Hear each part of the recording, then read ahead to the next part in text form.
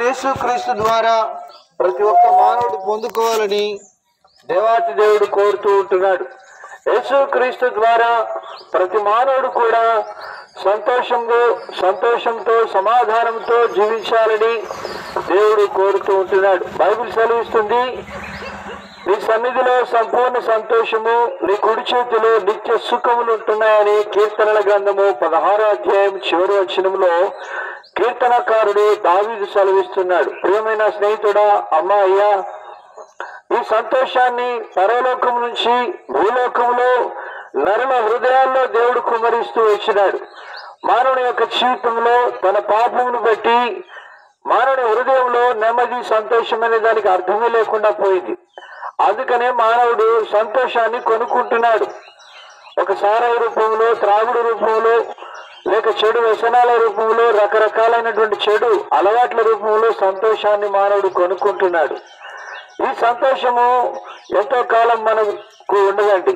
కనుక దేవుడిచ్చే సంతోషం మానవుడు పొందుకోవాలని 2000 సంవత్సరాల క్రితమే దేవుడే నరుడుగా ఈ లోకంలో కన్యక గర్భమందు జన్మించి సర్వ మానవాళి యొక్క పాప పరిహారము కొరకై దేవుడే గొర్రెపిల్లవాలి సిలువలో నీకు నాకు బదులుగా ఆయన సిలువలో మరణించినాడు. చనిపోయి సమాధి చేయబడ్డాడు. 3వ దినమున తిరిగి లేపబడుతూ వచ్చినాడు. అయితే ఈ సంతోషం ఏ రీతిగా వస్తుంది? ప్రభువా, నేను పాపినని ఒప్పుకుంటే దేవుడు నీ పాపమును క్షమించి నీకు నెమ్మదిని, సంతోషమును, సమాధానం ఇవ్వడమే కాకుండా ఈ లోకంలో ఒకరోజు ఈ లోకాన్ని విడిచిపెడితే నీ జీవితంలో నిత్య జీవం అనేటువంటి ఆ పరలోక రాజ్యాన్ని దేవుడు నీకు ఇవ్వడానికి ఇష్టపడుతుంటున్నాడు. ప్రియమైన స్నేహితుడా, సహోదరి, ఆ నిత్య జీవాన్ని నువ్వు పొందుకోవాలి అంటే మనం ఏం చేయని అవసరం లేదు. కానీ యేసు ప్రభు వారు నీ కొరకు చనిపోయి తిరిగి లేచినాడని నీ హృదయంలో నువ్వు విశ్వాసం ఉంచితే చాలు ప్రియుడా, నువ్వు రక్షించబడతావు.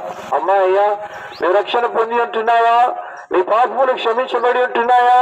ఈ లోకాన్ని విడిచిపెడితే దేవుని రాజ్యానికి వెళ్తానన్న నమ్మిక నువ్వు కలిగి ఉంటున్నావా? మరి లేకపోతే నేడే రక్షణ దినం, ఇదే అనుకూల సమయం. నేడైన సమయం ఉండగానే ప్రభునేశ్వరుని విశ్వాసం వచ్చువు, అప్పుడు నేటి వారు రక్షణ పొందేదారు. ఒకవేళ ఇది మనకు అవసరం లేదనుకుంటే ఎవరు మనకు తొందర చేయరు. కానీ ఒకరోజు నీ పాపం నిన్ను పట్టుకొని నిత్య నరకానికి తీసుకుని వెళ్తుంది. అక్కడ అగ్ని ఆరదు, పురుగు చావదు, ఏడ్చుట, పనులు కొరుకుట, భయంకరమైన స్థితి.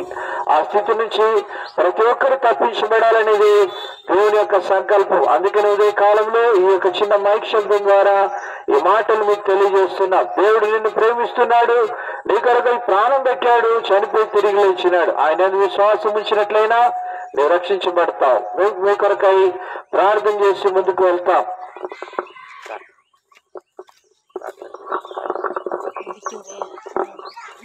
ఏడు